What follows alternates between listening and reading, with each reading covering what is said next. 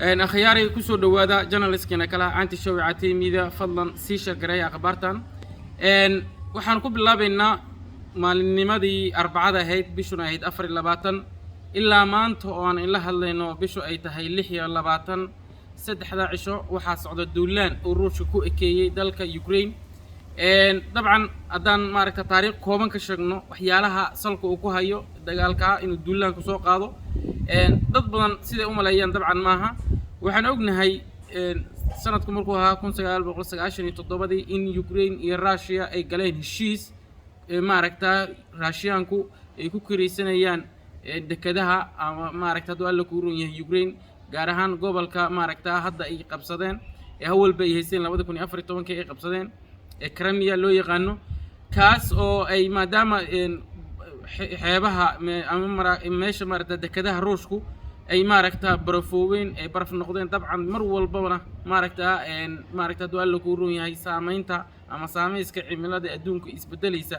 ay maaragta mar walba saameyn ku leedahay Turkiga uu yahay dalalka adduunka ugu qabow kuwa safka hore uga jiro oo mar walbaba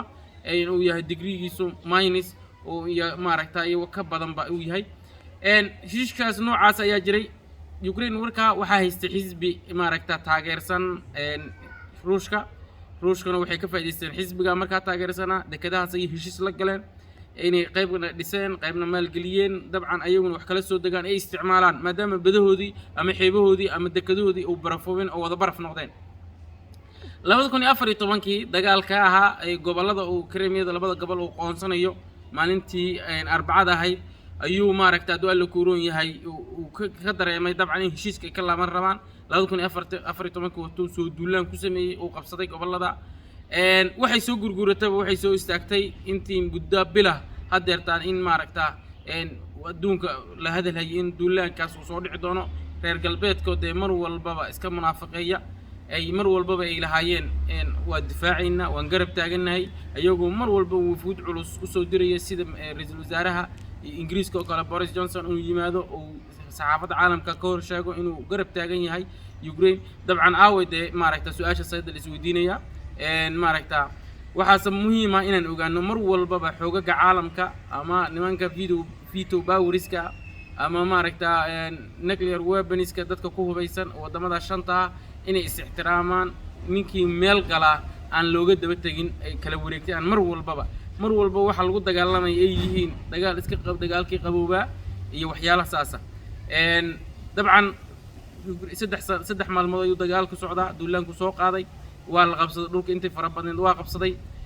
hadduu alla ku roon yahay madaxweynaha Ukraine mar walba live asaas soo galaya soo duur ku jira dabcan caasimaddu jooga laha caasimadii ma joogo meel duur mar walba live ka soo gala oo wax ka soo duuba almuhim soo gabagabay waxyaalaha ka dhacaya intaan soo gabagabayn aan maaragtaan xuso in uu isku dayay Ruushka in badda madow uu ka soo tallaabo halkaasna maaragta dawladda Turkiga ay diiday inuu ka soo tallaabo halka oo hadduu alla ku roon yahay ay yiraahdeen halka ka tallaabamaysid madaxweynaha Ukraine uga mahad celiyay dhigiisa Turkiga uga mahad celiyay maadaama uu celiyay oo halka maraakiib u dhigay madaxweynaha Turkiga uu diiday in laga soo wareegto badda madow dagaalka maxaa ka soo dhalan doona saddex qaybood ayaan u kala qaybinaynaa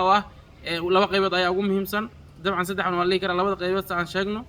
waa midoo in maaragta hadduu alla ku roon yahay qariiradii juqraafi ahaaneed reer Yurub ay isbedesho qasab way dabcan maadaama duulaanku uu sii fiday labo waxa dhici kara in maaragta hadduu alla ku roon yahay ay isbedesho sidaas la mid ah